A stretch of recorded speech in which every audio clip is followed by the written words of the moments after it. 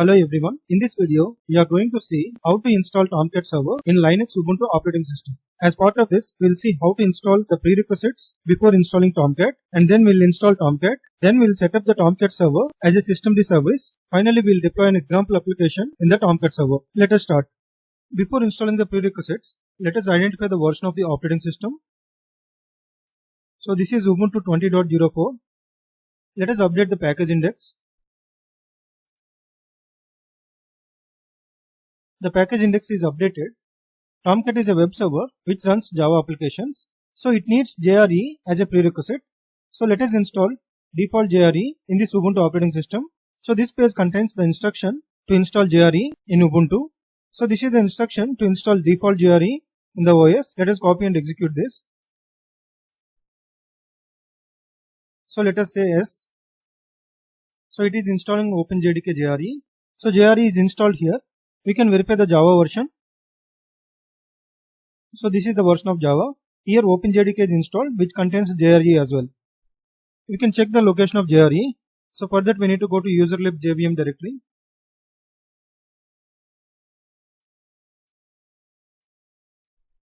So this is the location of OpenJDK 11, which also provides the runtime environment for running Java applications.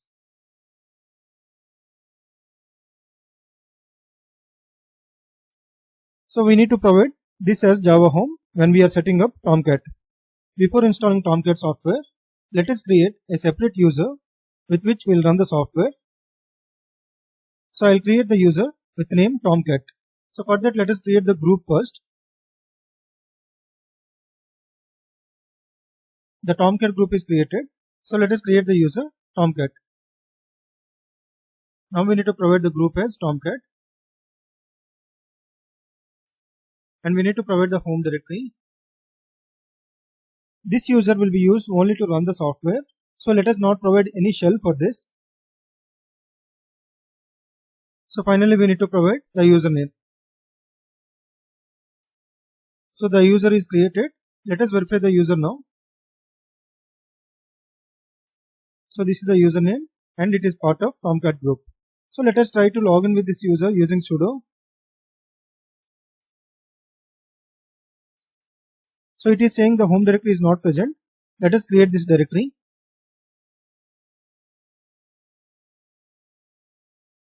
So here the Tomcat is owned by root. So let us change the ownership.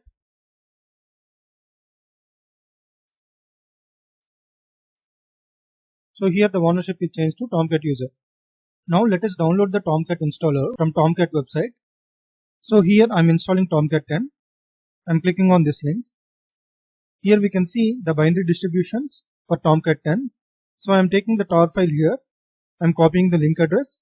Let us go to opt directory. Here we can download the file. The file is downloaded.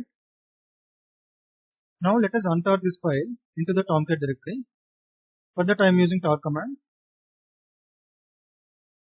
We will place the content under opt Tomcat directory. So here we want to place the contents of Apache Tomcat 10.1.29 inside this directory. We need to strip this off so that this directory will not be there. Only the contents will be there under opt Tomcat. For that we need to use another option. So I am stripping at one level so that this directory will be avoided. Only the contents will be copied to opt Tomcat directory. So now let us verify the contents of Tomcat. So here we can see all the contents are copied under opt Tomcat directory. Here all directories are owned by root user. Let us change the ownership of all these directories and files to Tomcat user instead of root user.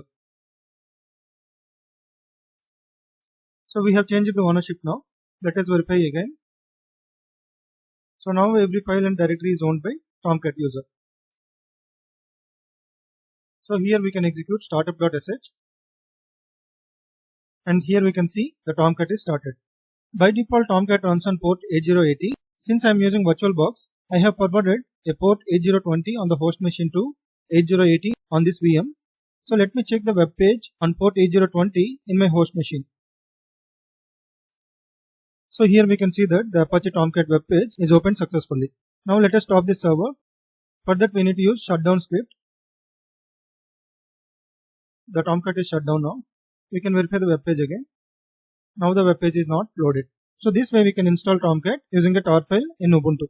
Now we have seen how to install Tomcat server, and also we have seen how to start and stop the Tomcat server using the startup and shutdown scripts. Now let us create a systemd service for this Tomcat server so that we can start and stop the server using systemctl commands. This is the basic template for a systemd service. So let us fill all these variables for this Tomcat service.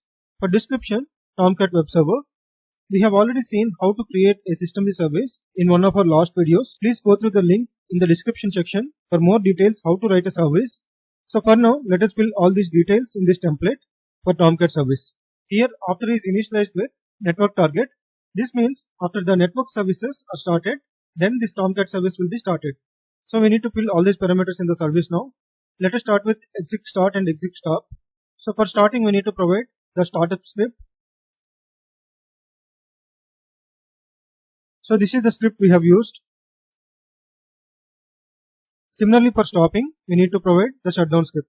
For user and group, we will provide Tomcat because we are using that user to start and stop the Tomcat service. So we need to fill the type with forking because we are using the scripts instead of direct commands. So let me give forking here. Here we need to provide all the required environment variables which will be used by the Tomcat service. So let us start with Java home. So this is our Java home. So in addition to Java home, we need to provide other variables for Tomcat like Catalina home, Catalina base and so on. Generally these variables are significant when we use multiple instances of Tomcat. So in this example we are using a single instance, so both will be same. If you use multiple instances, then this Catalina base will be different for each of the instances. We can provide other variables like Catalina ops to change the memory and all.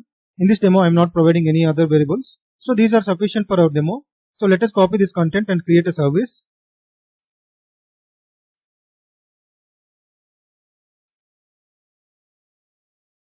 So under etc systemd system, I am creating a Tomcat service. Let us paste the content here. Let us save this file. The file is saved. Let us reload the daemon.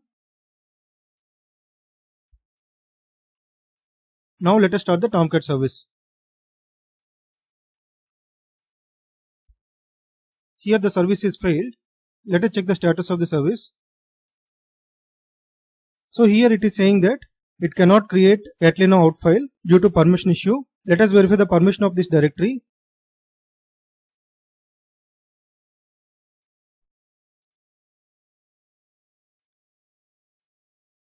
Previously when we started the Tomcat using the script, I started with root user. So the Catalina was written with root user. Let us change all the directories and files ownership to Tomcat.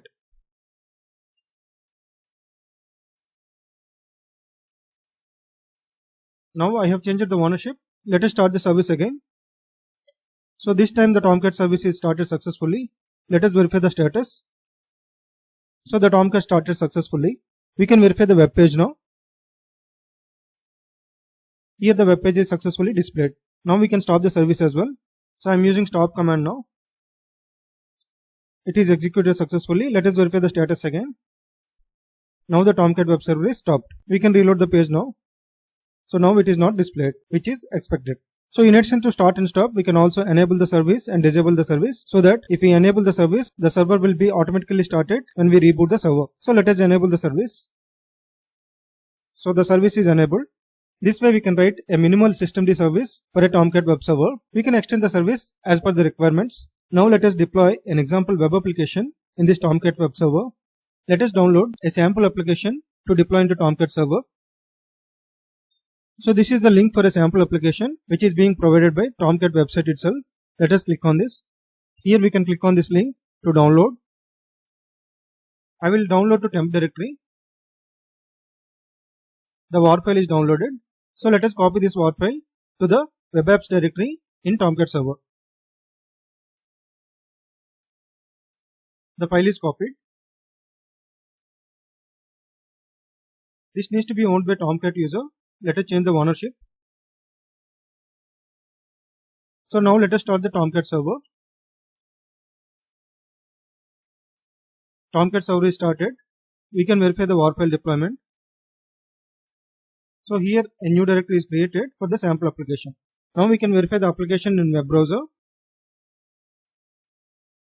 So here we can see that the sample application is displayed successfully. This means our sample application deployment is successful. So in this video, we have seen how to install Tomcat in Linux Ubuntu Operating System.